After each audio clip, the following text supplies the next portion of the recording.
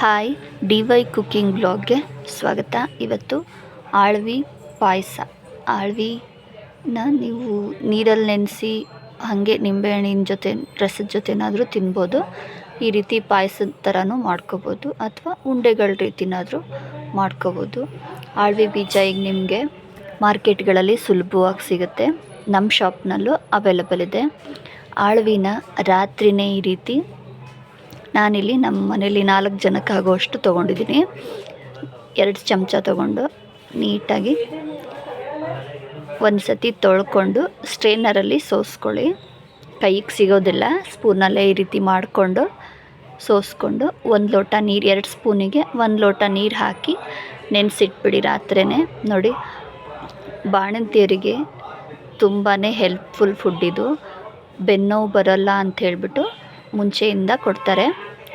ಹಳೆ ಕಾಲದ ಪದ್ಧತಿಯಲ್ಲಿ ಆಳ್ವಿ ಅಂದರೆ ಬಾಣಂತನದಲ್ಲಿ ಕೊಡಬೇಕು ಅನ್ನೋದೊಂದು ರೂಲ್ಸು. ನೋಡಿ, ಈ ಥರ ರಾತ್ರಿಯೇ ನೆನೆಸಿ ಎತ್ತಿಟ್ಕೊಳ್ಳಿ. ಒಂದು ಬಾಣಂತನದಲ್ಲಿ 1 kg ತಿನ್ನಬೇಕು ಅಂತ ಹೇಳ್ತಾರೆ. ಇದು ತುಂಬ ಹೀಟಾಗಿರುತ್ತೆ.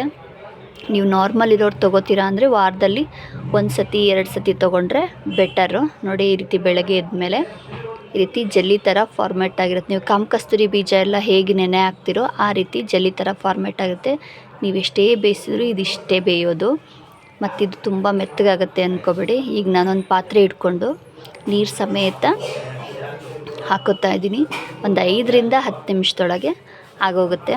ನಾನಿಲ್ಲಿ ಸ್ವಲ್ಪ ಬೆಲ್ಲನ ಆ್ಯಡ್ ಮಾಡ್ಕೊಂಡಿದ್ದೀನಿ. ಅದ್ರದ್ದು ವೀಡಿಯೋ ಸ್ಕಿಪ್ ಆಗಿದೆ. ಚೆನ್ನಾಗಿ ಈ ಥರ ಕುದಿಯೋ ಥರನೇ ಬಿಟ್ಕೊಳ್ಳಿ.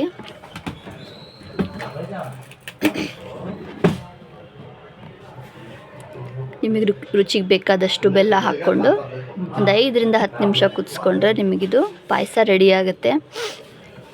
ಎದೆ ಹಾಲು ಹೆಚ್ಚಾಗುತ್ತೆ. ರಕ್ತಹೀನತೆ, ಹಿಮೋಗ್ಲೋಬಿನ್ ಕಡಿಮೆ ಇದೆ ಅನ್ನೋರಿಗಿದು ತುಂಬಾ ಹೆಲ್ಪ್ಫುಲ್ ಫುಡ್ಡು. ನಿಮಗೆ ಪದೇ ಪದೇ ಶೀತ ಆಗಲ್ಲ ಬಾಣಂತನದಲ್ಲಿ ತೊಗೊಂಡ್ರೆ. ನೋಡಿ, ಈ ರೀತಿ ಒಂದು 5 ರಿಂದ 10 ನಿಮಿಷ ಚೆನ್ನಾಗಿ ಕುದಿಸ್ಕೊಂಡ್ರೆ ನಿಮಗೆ ಪಾಯಸ ರೆಡಿ ಆಗುತ್ತೆ. ಈ ಥರ ಚೆನ್ನಾಗಿ 10 ನಿಮಿಷ ಕುದಿಬೇಕು ಸಾಕು. ನೋಡಿ, ಈ ಥರ 10 ನಿಮಿಷ ಕುದಿದ ನಂತರ ನಾನು ಬೆಲ್ಲ ಹಾಕಿನೇ ಕುದಿಸ್ತಾ ಇದ್ದೀನಿ. ಬೆಲ್ಲ ಹಾಕಿರೋದು ವೀಡಿಯೋ ಸ್ಕಿಪ್ ಆಗಿದೆ ಅಷ್ಟೇ. ನಿಮಗೆ ಟೈಮ್ ನೋಡಿಕೊಂಡೇ ಕುದಿಸ್ಕೊಳ್ಳಿ. ನಾನಿಲ್ಲಿ ಇದಕ್ಕೆ 1 ಸಣ್ಣ ಲೋಟದಷ್ಟು ಹಾಲು ಹಾಕ್ಕೋತಾ ಇದ್ದೀನಿ. ಕೆನೆ ಸಮೇತ ಹಾಕ್ಕೊಳ್ಳಿ, ಚೆನ್ನಾಗಿರುತ್ತೆ. ಆಮೇಲೆ 1 ಸ್ಪೂನಷ್ಟು ತುಪ್ಪ ಹಾಕ್ಕೊಂಡು ಗ್ಯಾಸ್ ಆಫ್ ಮಾಡ್ಕೋತಾ ಇದ್ದೀನಿ.